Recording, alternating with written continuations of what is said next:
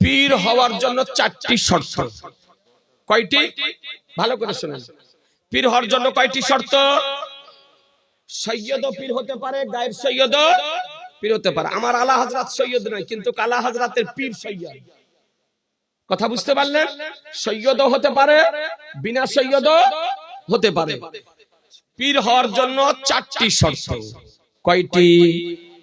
4টি শর্ত।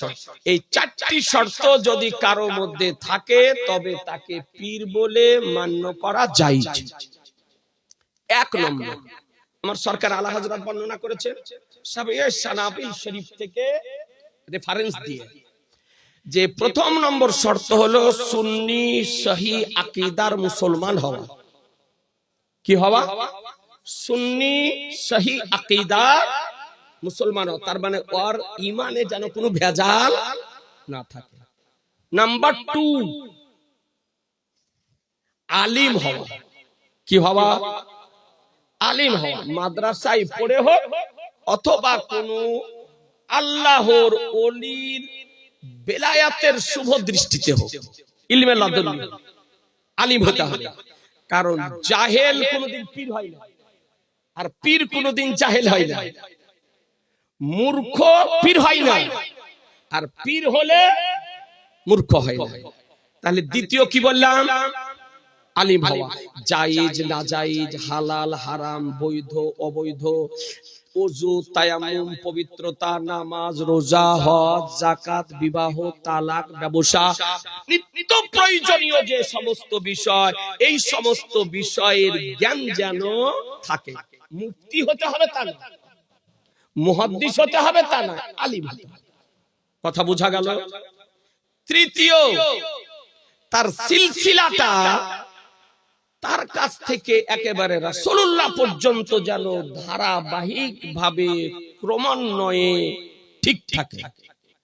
তার সিলসিলাতে যেন কোনো বদমজাব, বদ আকীদার ব্যক্তি না থাকে। কথা হলো? 3টি। 4 নম্বর, যেন সে ফাসেকে মলিন না হয়। ফাসেকে মলিন মানে সে যেন কোন সুন্নাতের বিপরীত কাজ যেন না করে। তার প্রত্যেকটি কাজ যেন সুন্নাত মোতাবেক হয়। ফাসেকে মলিন যদি হয় তবে তার মধ্যে পীরত্ব থাকতে পারে না। নামাজ আজান হওয়ার পর বিনা কারণে জামাত ত্যাগ করায় কোন ব্যক্তি যদি অভ্যস্ত হয়ে যায় তবে ওই ব্যক্তি হলো শরীয়তের দৃষ্টিতে ফাসেকে মলিন। ওই ব্যক্তি হলো ফাসেকে মলিন। আর ফাসেকে মলিন যদি হয় তবে তার নিকটে বায়াত গ্রহণ করা যাবে না, যাবে না, যাবে না। এমনকি তার পিছনে নামাজ পড়াও চলবে।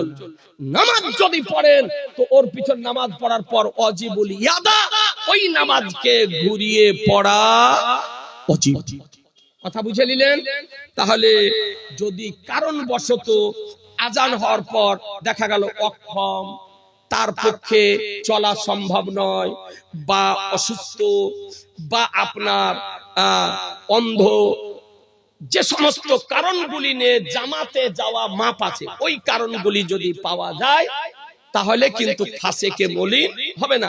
আর সুস্থ থাকার পর যদি আপনার ইচ্ছাকৃত নামাজে যদি না যায়, জামাত ত্যাগ করায় অভ্যস্ত হয়, তবে তার নিকটে মুরিদ হওয়া যাবে না, ও হবে ফাসেকে মলিন। যেমন 1 মুঠ দাড়ি রাখা ওয়াজিব, হযরত নাকি 1 মুঠ দাড়ি রাখা কি ওয়াজিব? 1 মুঠ হওয়ার আগে দাড়ি কাটা, ছাঁটা, ছোট করা, সাইজ করা হারাম। যদি কোনো ব্যক্তি 1 মুঠ দাড়ির পূর্বে কাটে, ছাঁটে, ছোট করে, তবে ও ব্যক্তি হবে ফাসেকে মলিন।